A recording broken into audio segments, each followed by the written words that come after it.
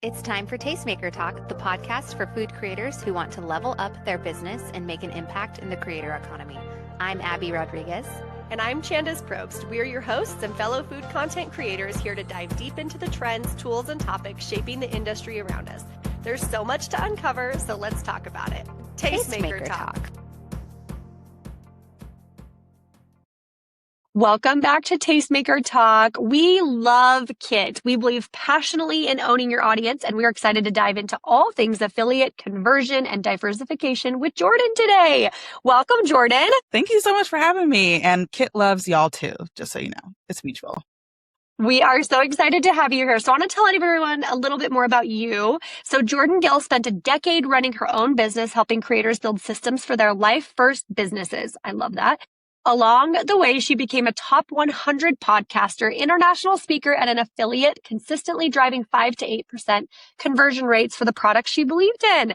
This is huge. You definitely are qualified. We are so excited for our audience to hear from you. So again, welcome. We are glad to have you. And we are going to dive right in. We wanted to kind of talk about food creators. They're consistently navigating algorithm changes, search updates, social platform shifts.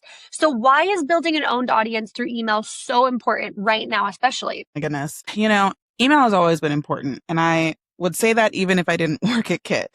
But for me, I really recognize that for y'all food creators, you are navigating a ton of algorithms between social media, between Google, between all sorts of stuff. And so I truly believe food creators in particular are getting really hit the hardest because of all these platform shifts. It feels like every week I'm having to keep up with what is going on with AI, what's going on with search, all of those things. And so we really want to be able to maximize the content you're creating, right? The recipe driven stuff, but also even the lifestyle things, and figure out how you can repackage those into an email first opportunity. So, I think for a lot of people, right, you put up the recipes and you have these stories and it's so rich and amazing. And we want to make sure that people see them.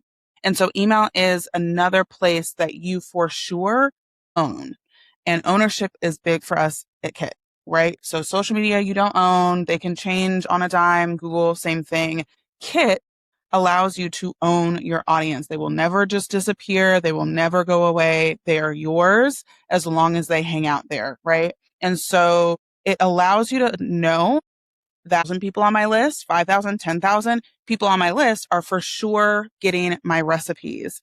And that's what they want, right? And so we have a couple of really awesome creators on Kit who do freebies and do opportunities to say, hey, every Friday you're going to get, a really awesome weekend meal plan every single Friday. And so someone who loves your recipes on your website and on social media, they're going to want to get that and make sure that they see it. And so making sure there's an opportunity for them to do that. So I think this first area of understanding ownership versus rented land is a big one, because if you're only on rented land, it's going to feel bumpy every single week. But if you have that consistency of email, it's going to feel a heck of a lot better. I agree. I don't know if you've seen lately, but things are going crazy on Instagram right now. People are waking up on Instagram and TikTok to their accounts gone with nothing. And it reminds me of Vine. Do you remember back in the day when we used to watch Vine and then literally the next day it was gone? And I was like, totally. What happened? And those Vine creators had to come to Instagram, but now we're seeing people lose. I just saw this guy that I follow that's so funny. He lost his 1.3 million on TikTok overnight. Nothing. And I thought, wow.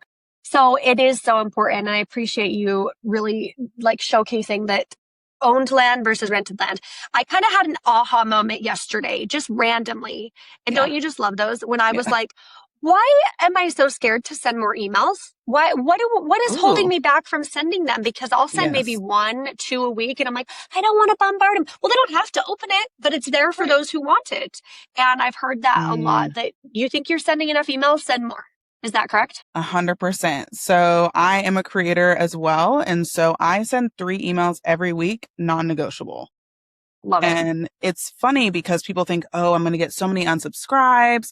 People are just going to be annoyed by me. Listen, that's right? Okay. Exactly. Yeah. And yet it's like, actually, if I'm signing up for someone's list, I want to hear from them more, because obviously I am giving consent to say, hey, whatever you've got, give it to me. versus on social, maybe I see your post, but maybe I have to like go to your, remember to go to your account, number one, and then scroll to the right post I want to see. That's hard. Yep.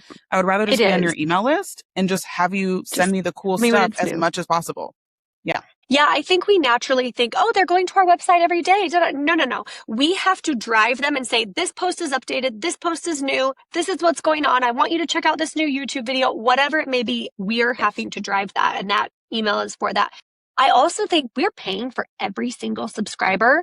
So how often do you purge your list? How often do you go through your list and be like, hey, this is your last, like send out an email saying, I am letting you say goodbye if it's not something for you. How often are you doing that? So what's cool about Kit is we actually have what's called like a reactivation automation. Mm-hmm. And so what's cool is it's kind of on a rolling basis versus like, okay, I have to remember in January or in July or whenever to kind of purge or clean out my list. Kit allows you to do that on a rolling basis. So somebody who signs up in January and you set up a reactivation for 90 days. So if they only open 3 or less emails in 90 days, you may want to put them on a reactivation that then says a couple of subject lines that are like, hey, is this goodbye? Or, do you not want this anymore? Or just, again, very much calling out that maybe you don't want to be here, and that's totally cool. And we can help you out with that because, again, like we said with the amount of emails you send, it's the same thing. You want people who want the content. And so if people just aren't interested in anymore, or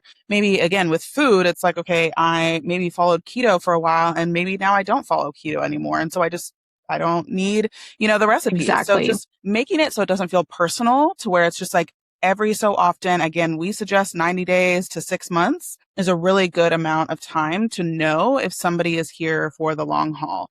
And that allows them to say, hey, actually, no, I really do. I've just been busy or whatever the case is. It also allows them to raise their hand that way. I love that. And is that pretty easy for users to set up? It's not too hard. Yeah. Okay. So it's literally a template for inside of Kit. So you literally can just push the button. It sets it up. You have to like name and put your own, spin on your emails. But the actual setup, very easy. See, I love that. That's really incredible and definitely something unique. Because instead of having to just set your reminder for every year, I think that's great. Because again, you are paying for every single subscriber every single month. And you have to look at that as, okay, I have this owned land, but I don't want it to get diluted. I want the people who want to be here. And it's okay that if your list drops 3,000, that's fine. It's going to be fine. Yeah. Because then guess what's going to go up? Your open rate, which is also a good thing that you can share with brands that you're working with. So when a food creator is trying to make their newsletter more valuable, more consistent, we've talked about from a brand perspective and partnership, tightening that up. That's a good thing. We've talked about that. But what for the reader, the person opening the email, which strategies tend to make the biggest and immediate impact? It is absolutely the welcome sequence because anytime you're going into something new, if you're walking into a new store or going to a website or just any new experience, you want to feel some sort of leveling of understanding or meeting of expectations. And so your email list is the same thing. So if somebody is joining your email list, think about the things that you want to make them aware of. Maybe it's, hey, I want to let you know that on Mondays I send this and Fridays I send this, and getting them oriented into your world because they may be new-ish to you, or, they may have seen you on social and they may expect something similar. And so letting them know what that entails and what that looks like. And also just letting them know that you're excited that they're there. I think sometimes we just forget to just relish in the excitement too. And, have your personality show. So again, if that is showcasing your top recipe in your very first welcome email and say, this recipe, I know 10,000 people have done and it's the best recipe. So go and try it tonight with your family or try it this weekend or try it at your family reunion. Give them reasons to get interactive with what you're actually providing them. And I think too, when it comes to the welcome sequence, having a photo of yourself at the very bottom near your signature as well is something makes that you a person. I know it's like it personalizes the fact that this is an email from a human, right? We talk about AI. This is a human. Like this is somebody that is giving their heart behind these emails. So even just a small thing like putting your face next to your name on your email is a good way to keep your emails nice and warm. Agreed. And I will say that I also love an ending call to action. I have increased my deliverability significantly by asking a question at the very end. So my welcome sequence says, what gluten-free recipe can I help you make? Like, what are you missing that I can help you make? I cannot tell you how many times people respond with what they want. And then I get to reply and send them, here it is from my website. Or if I don't have it, my friend over at Meaningful Eats has it because, community over competition, right? Yes. And that's been huge for deliverability. I also had an experience just last night, which I don't think is coincidence that we're talking today. I had that yesterday. So I had an annual medical procedure, or not annual, but every 3 years with my autoimmune. I had that procedure yesterday, and I thought, I'm going to share it because a lot of the people here are also struggling with celiac disease and Hashimoto's and colitis. Yeah. And so I shared it. I was vulnerable. I was like, this is what's happening today. This is what I'm going to have. I asked my husband to make me when I got home and I linked my chicken noodle soup, gluten-free chicken noodle soup. But I got so many replies that were like, we hope everything goes well. Let us know how it goes. And cute little Judy said, I don't know if you read these emails, but I just wanted you to know that I'm so glad I'm not alone because I don't have anyone in my community who suffers with these kind of things or struggles with them. But to hear your experience did. And I got to reply to Judy and say, I read every single email and I respond to all of them. So I think that really, truly, the welcome sequence opens the door for people to feel like, well, there's a person on the other side and they're going to respond. So make sure with your welcome sequence that you have that personalized photo, that you have a call to action, and that you respond to everybody who replies to you. Respond back. Yeah. And then I think too, getting vulnerable and being willing to share those things. That's kind of scary, but it's not just about sharing every recipe that you do. Totally. Yep. The lifestyle stuff matters too. And yeah, as a fellow celiac, I think it really endears you to somebody and lets them know, hey, we relate in this way. And so it can feel scary, like you said, but it will create subscribers for life. Yeah, I agree. Well, and I think a common misconception is a lot of creators think of email as a place to send links or updates, but it can be so much more, as we've talked about that relationship driven and community building. So can you walk us through the approach of a standout example of a creator who uses their newsletter to nurture genuine relationships? And how does that translate when we think about bringing revenue into the equation? Totally. So there's a few ways that I've seen specifically food creators do this. And one of them is actually in their welcome sequence, they will ask where people are located. And the reason they do that is because they like to travel. And so what then happens is if they're going to be in that city or around that city, then they can send an email to just that city and say, hey, I'm coming to your city on October 1st. I want to do a meetup or I want to share a recipe or do something. Here's a way that we can connect in real life. And so really bridging that gap between offline and online is so important, again, just in this day and age. And so that's an opportunity for you to have face-to-face time with people. Like, gosh, right? So that's a really big thing that I've seen work really well for people. And even if you do just stay in your local town, knowing the people who are in your local town and the days that you want to do a demo or you want to host a dinner or you want to grab coffee and just love on your people, it's a great way to do that. Another thing I've seen is figuring out, there's actually another food creator who gets a lot of PR and different things, and she doesn't use a lot of it. And so then what she'll do is she will, again, ask a question. People will respond. And then out of the people who respond, they will actually then go into a raffle to win the free thing that she's not even going to use, but it's still valuable to somebody. And so that's a way to get engagement, get insights, but also give a little bit of a token of appreciation in return. So those are a few fun ways that I've seen specifically food creators really utilize their email list beyond just, hey, here's a new recipe, right? Which again, as somebody who does subscribe to food newsletters, I do want the recipes. And what are other fun ways that you can engage with me? I do think those are very creative. And I was thinking, would the travel one be applicable to food creators? But it is, because then when you're there, you can also be like, hey, I'm in your city. What should I be eating? What should I be doing? And then you can you can translate that to stories and be like, oh, Judy from my newsletter list said I have to go here and this is going to be great. Also love the idea of giving the PR. I think that's so wonderful to give back. It's always a great way to give back to your community. So I love that. Yeah. So you started, so you're a creator first, but then you became, an advocate for Kit, which is incredible. So that says how much you appreciate what they do. So what's the number one thing that you love about your email list and the capabilities? My goodness. You think on that one. You think on Right. that one. And I'm going to ask you because Kit has an affiliate network that helps creators earn by recommending tools that they already use and trust. And so let's talk about, I mean, leading into that, this might actually be the answer is your Was going to be role, my answer. right? How does your role feed Kit's larger mission of helping creators build more valuable businesses? Yes. So one of the things that is specific to Kit is something called the Creator Network. And again, my business outside of Kit has grown like 4,000 email subscribers just through the Creator Network in the last year and a half. So it's kind of a big deal. And there's stories and stories and stories I could go into, but what the Creator Network is say I want to join Candace's email list. So I subscribe. And then on the next page, Candace has already determined, hey, here's some other people that may have similar food newsletters that may be of interest to you. Do you want to join them? And you're allowed to click and say, I want to join this one, and maybe not that one.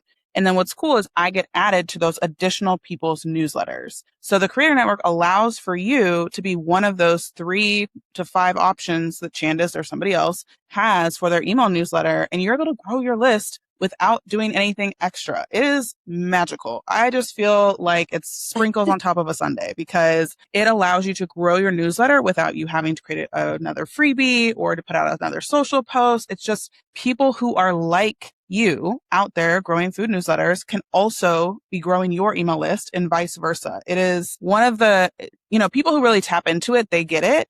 There's so many people who could tap into it even more. And it doesn't matter how big your list is. It's really about, again, do we have similar audiences and how do we help each other grow? So again, even if you're like, I only have 100 people on my list, who the heck is going to want to, showcase me? That doesn't matter. It's not even a part of the equation. If you have similar audiences, that's what it is about. Love that. So where do people go to be able to join that or to do that? Yes. So if you're a Kit user, you can go over to where it says recommendations, and that will open up your creator profile, which is where you, again, kind of say, hey, here's what my newsletter is about.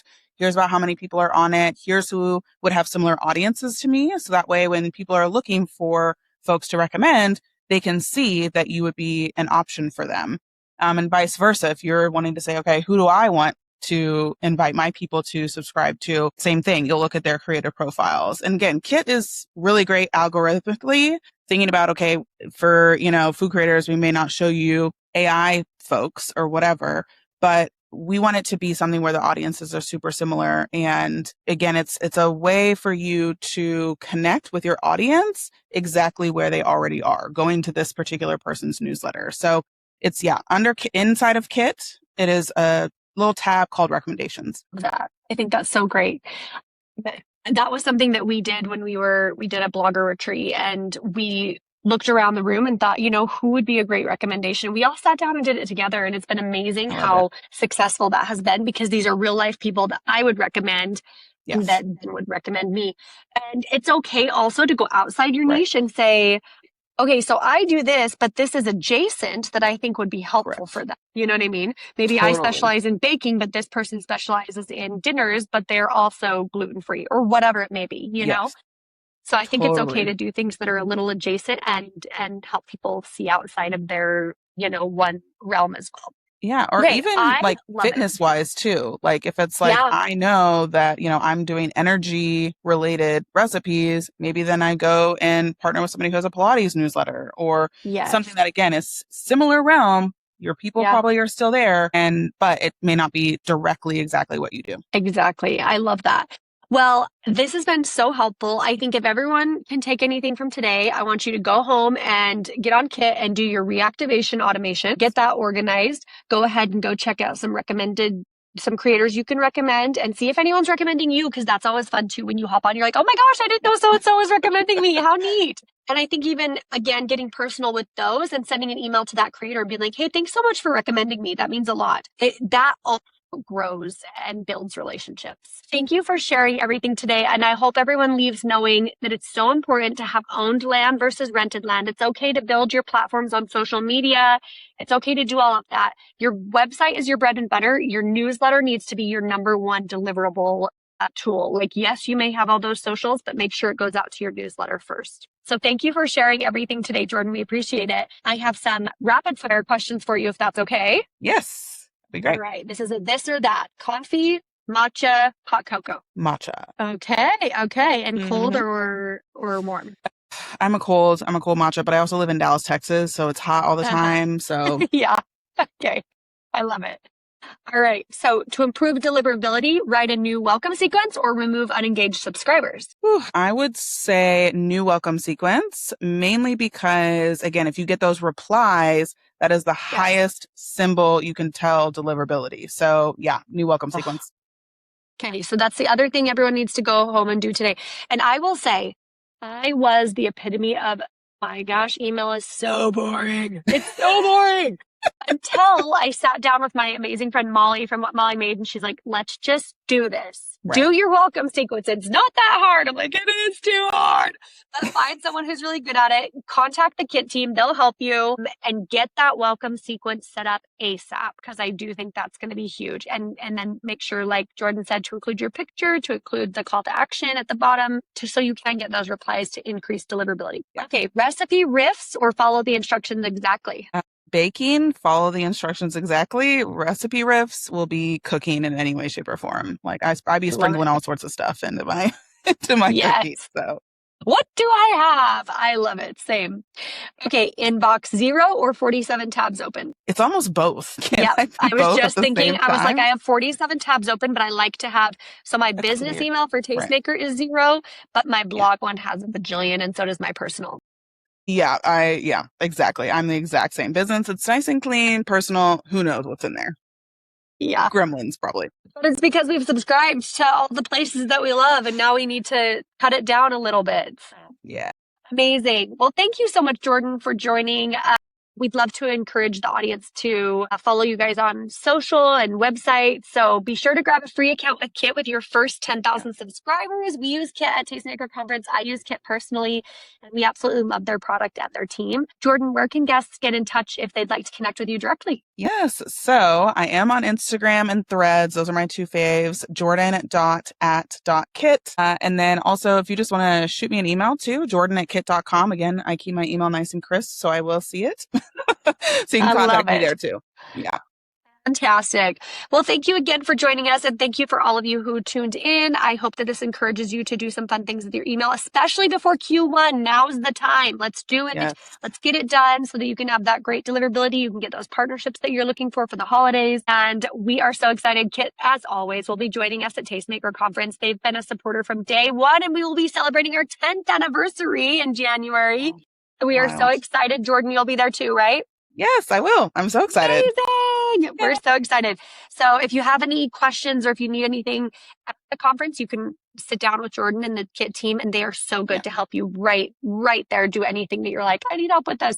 But again, thanks for everyone for joining. And then we will see you on the next episode of Tastemaker Talk. Bye. Bye, y'all.